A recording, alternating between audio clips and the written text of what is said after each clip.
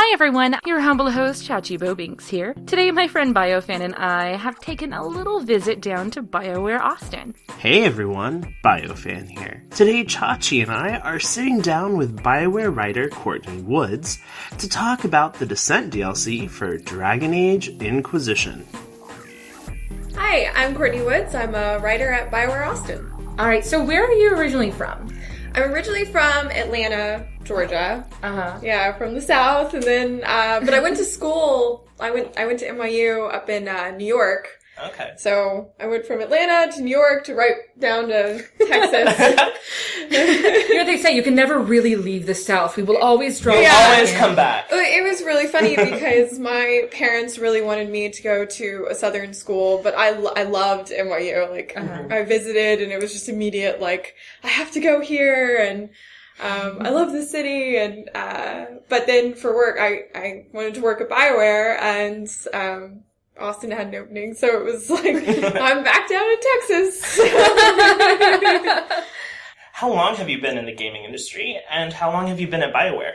I've been in the gaming industry for about 4.5, almost 5 years, and I've been BioWare the whole time. Oh, okay. So, when I was in college, I wrote for press, so I did some game journalism, and I had a Tumblr. It wasn't in YouTube or anything like that, but I had like this Tumblr that I updated. It was all about BioWare, and then I wrote for Newsarama, and I just, followed basically anyone that worked at BioWare. I pestered, being like, I did my job first. I was professional, but then I was like, poke, I really want to work at your company. You're my dream company. And, it ended up working. I guess I wasn't too stalkerish. You try to keep that balance between professional and stalker, and I found it, I guess. I like that, the balance between professional and stalker. If you have a guide for how to do that, please do tell. It's a lot of, you gotta read the facial signals, and if they message you back or not. There's those sorts of things. Yeah.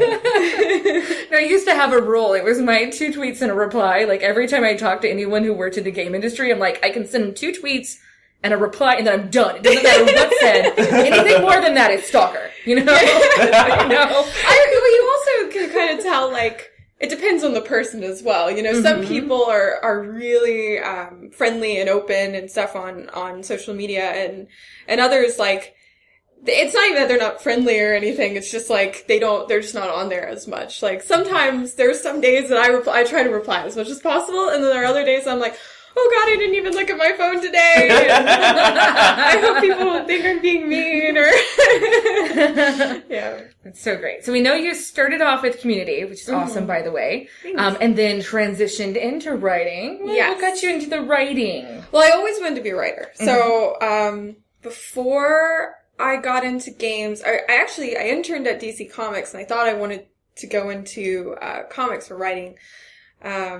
And then I picked up a little game called Dragon Age Origins, and that just literally changed my life. I've always liked games, but I had kind of taken a break from them right before college, mainly so I could get into college, focus on studying. But I was more into like comics and manga and anime, so it was all of those things that kind of took up my life for a couple of years, and then I got back into gaming, playing Origins, and I was like, this is the ultimate of ultimates. This is the best thing ever. Yeah.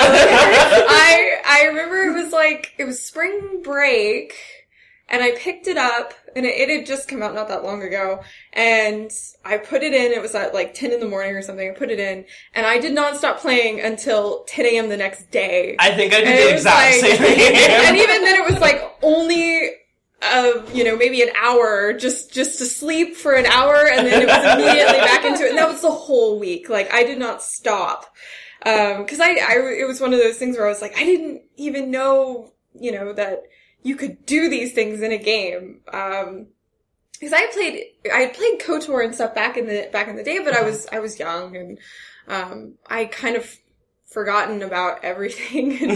But then that immediately just went, you know, I played Origins and then I was completely hooked. Everything else got like pushed to the side, and I pretty much play everything now. Like anything that comes out, I'm playing constantly. What I studied in college was actually villainy and literature, film, and other media. Yeah, so nice. I love villains. Are you a Logain fan then? I am a Logain fan. I have like interesting feelings towards Logain because if you read David Gator's books, like, you know, he's, you know, the backstory behind all of his decisions, and he's such a tragic character. He was actually, I did use him in one of my papers for college. So he's one of those tragic villains that I love. But I could never, I don't even, that's like one of the only achievements that I don't have in Origins, is because I could never get rid of Alistair. I could never I could never do it. Like, no, you can't. Even just like one of my friends was like, just have a save ready. Like, just do it, get the achievement, and then reload. And I was like, he would know. Like, I would have to do Steve Valentine is going to come up to me and he's just going to know. I know what you did. I couldn't do it. So there's a few things like that. It's the same with like siding with the Templars and Dragon Age 2. Like, I even had a playthrough set. I was like, this is my guy that is going to side. He's going to be the pro Templar Dragon Age 2 playthrough. Yeah, no. It didn't last. I couldn't do it. So, the Descent DLC for Dragon Age Inquisition, both you and Hall Hood worked on that. Yes. What specific parts of the DLC did you write? So that's an interesting question. Because it's hard to say. The way that Hall and I work, I love Hall. He's like my mentor, and we work really well together. But how it works is, a lot of times we'll write a scene and then we'll hand it off to the other person. They'll do a pass, and then it comes back, and then that person will do another pass. So it's like pass after pass after pass. So I could tell you like specific lines that I wrote, but most of it would be, I couldn't say like, I wrote Ren, because we both wrote Ren. And then of course, the amazing editing team up in Edmonton and Montreal, because Cameron also worked on it. They go in and they do their voice passes and stuff as well. So it really is just a team effort. So no one person did one thing. It was kind of just everyone. Except maybe the Nug King, which even then, multiple people, yeah.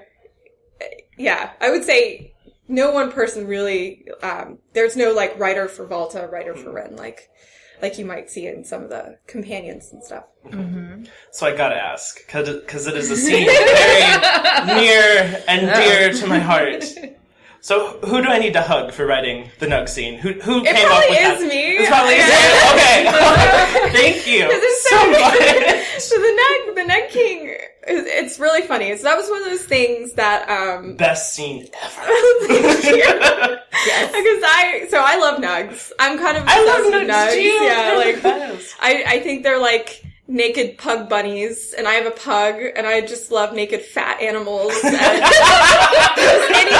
like that. And they squeak, and I've loved them ever since, Origins. It was like you had to collect all the Nugs, and you had to get a Nug for Liliana, and so it was always something that I loved. And we were right. I'm trying to remember. So the way it came about was that we were doing we wrote a pass on companion interjections, and then of course it goes up to Edmonton to do like the full voice, and then they sometimes completely change them and just they know the characters more than we do. So, but for Varix, I had a Nug King in there, and I messaged Mary and was like, is there any way that we can just keep the Nug King part in there? Just mention the Nug King. And she actually made the line like way, way better. It was, I laughed so hard when she was talking about like rolling and shit and stuff. And Full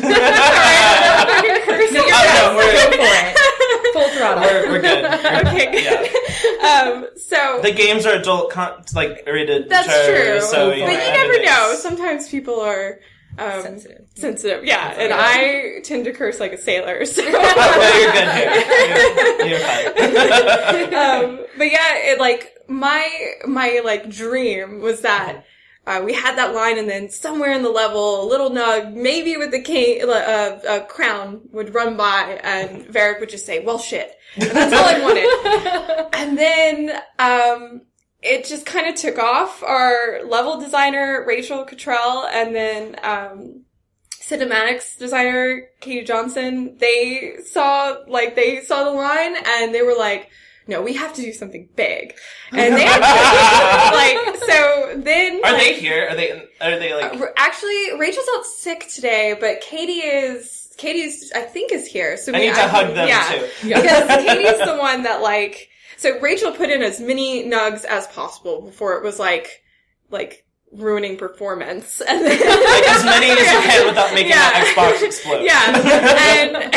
And then, Katie did the whole scene, and they actually used, you know the scene from The Lion King, Be Prepared, the song? It was that's what it's based off of. So like, oh my god! Oh my god! That's so great. So like one day I came in and they were like, showing me this video, and I was like, oh my god, this is way bigger. And I also love cheese, so it was like all of the cheese and nugs and so it was like it has to be all of that. And then Karen edited the scene, and she added in like if you had the noble perk that you squeak. She was like, do you think that would be okay? And I was like, yeah, Karen, you don't even have to ask me that. That's the best idea ever. So it was really a group effort of, nug enthusiasts. I call them nugmirers. Nugmirers. I like that. I like that. I'm adding that to my Twitter bio. Yeah. Today. So, yeah, it was just like a huge fest of nug love, and everyone getting it in. And Hall was the one, I think, because he knew I wanted this to happen, but I didn't want to, force people to do this crazy funny Easter egg. So he poked it along, and so everyone, it was a team effort for the nug. But yeah, it was something. It all just started from that one little line. That's so incredible. Oh, that's so nice. Still love that scene so much. Well, it was one of those things that I was like, as a fan of Dragon Age, if I was playing the game, I would want to see this. Right? Yes. You only hit our demographic, 100%, like right? 150 billion. Oh, yeah, I know people that are new to Dragon Age, or, are not as big of fans of nugs. We're just like, what the hell? What are they doing? Yeah. I think actually, Lady Insanity broke my heart. I was watching her. She tried to kill them. And she killed them. I was like, you monster! I was watching it, and I was like, oh, she's about to get to the part with the Nug King. And then she tried to kill him. I was like, what is... No! I was just sitting there like, oh my god! She killed them! That monster! How? But yeah. Oh my gosh. I didn't know that. I haven't watched You should watch it. it. It's pretty... She's like laughing maniacally. What? And I'm just there like... No. The whole chat was just blowing up like, yeah. You're about to get judged, not karma! It was so good. It was So great. For the whole kind of DLC of the Descent in general, what were some of the sources of inspiration for the team? So the biggest sources of inspiration was the Underdark, and the original experience that you have in Origins, and also just kind of trying to add that a BioWare spin on that classic dungeon crawl experience from older games. So that's really what it was, and just trying to show a different. Inquisition is great because you go to so many places, you experience so many different wildernesses and terrains and stories, and, you see a lot about surface dwarves, which is great because, in Origins, you didn't really get to see that. In Dragon Age 2, you do it with Varric and, in Kirkwall in that small area, but you get to see a lot of it with different perspectives in Inquisition. So, but you didn't get to see the Orzammar perspective, and we also didn't want to do the same thing from Origins. But yeah, and I always wanted to do something with Legion of the Dead. Like I loved Legion of the Dead from Origins, and so when we were talking about like the very beginning, talking about like dwarves and stuff, I was like, oh, we should definitely do something with Legion of the Dead. Definitely. Mm-hmm. We're going to be in the Deep Roads, Legion of the Dead this year. Yeah. I love it. It's so great. All right, so this is something I love doing. And everyone I ever interview, I do this to them. So I'm so sorry. The fact that no one's cut me off yet, it's exactly why this is happening. But I love hearing stories about like funny things that happen in the development, like maybe glitches that were hilarious, or like Karen Weeks talked to me about like the origin of some names in Dragon Age Inquisition and how they accidentally were problematic. What do you have for me? So when we're making the game, before the VO comes in, they have like robot voice. Okay. Really? Yeah. And hello, Inquisitor. Yeah, very much like it's a computer generated voice. And so I was watching. Katie was showing me the first scene where you're going down in the elevator. All your companions talk. Mm-hmm. And I about died because they all had the voice, and I was like, okay, whatever. But when it got to Iron Bull, and I'm used to Freddie Prinze Jr., Iron Bull. Yeah. This robot voice comes out where he's like, I'm worried my horns won't fit. I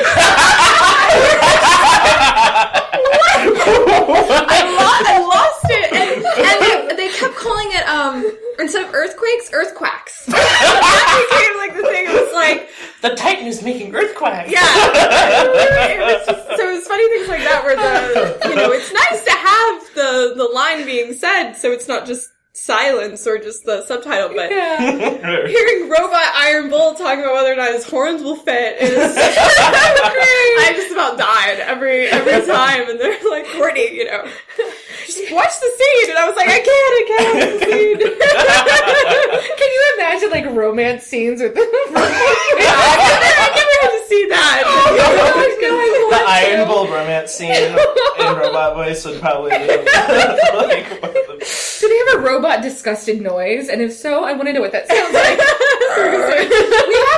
We have one like Disgusted Noise for Cassandra, of course, but I don't know. I didn't hear all of it. It was just certain scenes, so I don't know. But it usually tries to say what's there. Disgusted robot. Yeah. So it's kind of hinted at, but I really wanted to ask. So Ren and Volta, what was going down in the Deep Roads exactly with those? So I never, I like to leave things up to, the fans and what. But in my mind, there's a very deep respect and friendship between those two, and they've gone through a lot. They probably, I would say, they've never acted on anything, but it doesn't mean that wasn't there. That's kind of the unrequited love. I ship it. We wanted to keep it. We didn't, we didn't want to distract and from the overall story. So I'm not going to say either way, but it's up to you. So canon what you want. Canon accepted. There you go. That's an answer. We'll take it. All right, and something I'm not going to spoil too much here. No, I think you can. Can I? Yeah, you go ahead. Yeah. Something pretty important happened with Volta at the end of the DLC. Yes. Do you think we'll see Volta again in the future? I don't know. I literally don't know. Anything's possible. But I have no idea. I can't really say more than that because I honestly don't know. So I would be leading you astray with more of an answer than that. That's fine. Can you tell us what you're working on next? I am currently working on Mass Effect. Excellent. I can't say anything more than that. No, that's okay. That's fine. You're fine. You're good on it. Yeah, that's You're fine. fine. We're I'm excited to currently see working it. on Mass Effect, yeah. I'm really excited. Really excited. We're really excited. We're excited for you. Thank Like if you're ever just needing some pep, we'll be like, you're doing great. Just like keep us on tab. You're And if doing you're like, it. you're having a bad game. We'll be like, you can do it. We've been waiting forever. You're great. Yeah. Alright, so She said she played Origins. hey, you played Origin. I played all the Dragon Oh, Age. you played all of them, okay. Dragon Age is my my favorite IP of all time. Excellent. We like to hear that. Yeah. I even I've played definitely over 1,000 hours of Origins. Oh, nice. Played Dragon Age 2 7 times. Excellent. And I'm already hundreds and hundreds of hours into Inquisition. I took the week off. You are one of I that's kind of the funny thing is, when Inquisition came out, I took the whole week off from work here to just play it. Oh, I did the same. Yeah. And I'm used to being, before I worked here, I was the one that was watching all of the videos, pinpointing all of the little, secrets and that, you do in your... Yeah, so it's always gems. Yeah. Doing a little hidden gems, finding of your own there. All right. That was always me, and it was really funny when Descent came out and people were doing it with my... And same with... Knights of the Fallen Empire for SWTOR when people are doing that now, and I'm like, that was me! I was the one that was staying up till 2, and yay! She knows my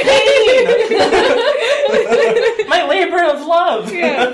So I, huge respect and love for you guys. Aw, Thank you. Right back at you. Yeah, right there. Do you have a favorite moment out of all the games combined? Oh god. Or if you have 2 or 3, it's hard to choose. It is really hard. It was like all of the Dragon Age games or Yeah. BioWare games. Yeah, Dragon Age, yeah. I still love just everything with Alistair. I don't think I think Alistair ruined. I am married and stuff, but it ruined me. It's always my husband and I always joke that when we first started dating, he got me this ring that says Maker's Breath, you're beautiful. Yeah, your desire is my command. Oh, yeah, so all the Alistair quotes. But I loved... Men out there listening, that is how you do it. Yeah, it is. It is how you do it. So I love, when he gives you the rose, that'll always be one of my favorites. But I also like the end of Dragon Age 2 was one of my favorites as well. When Hawk's like, what have you done to Anders? And I was like, no, because you know exactly. You're like, so many feels. God, how could you do that?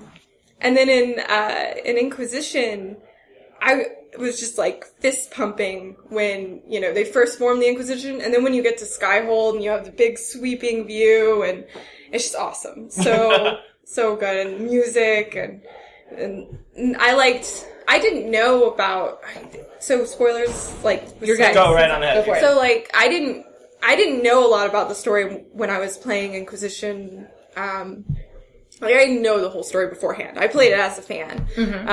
And so when I finished my first playthrough and then went back and then watching all the little signs with Solus, it was like, oh, you bastard! And just seeing, just seeing all of the little tells and his little looks and stuff and being like, of course. Of course. And that's the perfect time to punch him. It really is. Yeah, there are ways where you're just look and you're just But yeah, I think, and my other favorite scene is probably Dorian's scene in the tavern. I've played this now so many times, it makes me cry every single time. They did a beautiful job with that scene, for sure. Yeah. So then would he be your favorite companion, or who in all of Dragon Age is your favorite companion? Your favorite romance option, if that's different? So Alistair is my favorite companion and romance option, but I would say Cullen and Dorian are right Really there. close. But Right up there, yeah. I like totally geeked out to Brienne. Well, so I was telling Cameron Harris, one of the editors, how much I like Cullen, and like whenever my husband and I are like he's like, "Oh, I'm gonna do this," and I'm like, "Oh, I don't care, I got Cullen, you can do it." Nice. It's always a joke. He knows what he married, and so. I told Cameron how much I liked Cullen, so she was like, I'm sending Brienne an email and getting all, so Brienne's so sweet and nice, and I'm just like, I love your characters so much. So, yeah, I would say my top 4 is Alistair, Cullen, Dorian, and Anders. Those are my 4 favorites. Excellent choices. That's pretty much mine too. So I think that, right that's on. mine too. Like, we are so in sync over here. I love it. So, what were I think it's pronounced Krtals? Like Yeah, the the dinosaur Krtal. kind of things that... So they are the war beasts of the Shabratal. I think there is a codex on them. But I want to keep a lot of mystery and stuff around them, just maybe, I don't know. So there's secrets. Yeah, involved. it's like a lot of things with the Shabratal, it's meant to be mysterious and kind of like, what is up with those things? But they're the war beasts. Okay. So kind of like the Mabari, but bigger and uglier and It kind of looks like Sarah from The Land Before Time crossed with, like, Predator. Actually, so I came up with a name for them, and it was taking, like, the name of the frill for Triceratops and, like, their genus or something, and then I came up with Krtal. There was, like, 8 of them, cool. and Shabratal came from, what are they called? It was something Shab. That's the Egyptian word that you buried things with the pharaohs with. So they stayed down since they're with the Titan. That's why I went something with that. Okay. Cool. Okay. All right, so this is probably a really hard question, but forgive me. So outside of what you were already doing, yes. Let's talk dream game. If you could make any game you want. Any game you want, what would you do? Oh gosh. At BioWare. Like, it doesn't have to be an existing IP? No. If you could do anything, like get free run. If like, they came to you today and said, next game is yours, what do you want to do? I would do a detective game, probably set in like the 40s, probably set in like World War II, and do some kind of like pulp era spy. Yeah. Because I've always wanted to do some kind of like similar to LA Noire, but but not in LA, more in Europe and or some kind of, it could be fantasy, sci-fi fantasy, but just that style, that pulpy, That's awesome. That's what I would do. That is all the questions we have for you today. Thank you so much for sitting down and chatting with us. Yeah, it was really fun. Yeah. We love all the same things. Make it really easy. Well, I hope you all have thoroughly enjoyed this interview. Be sure to check out our other BioWare Austin interview about the Descent DLC with level designer Jordan Koch by clicking right here on the screen or down in the description. Thank you all for listening.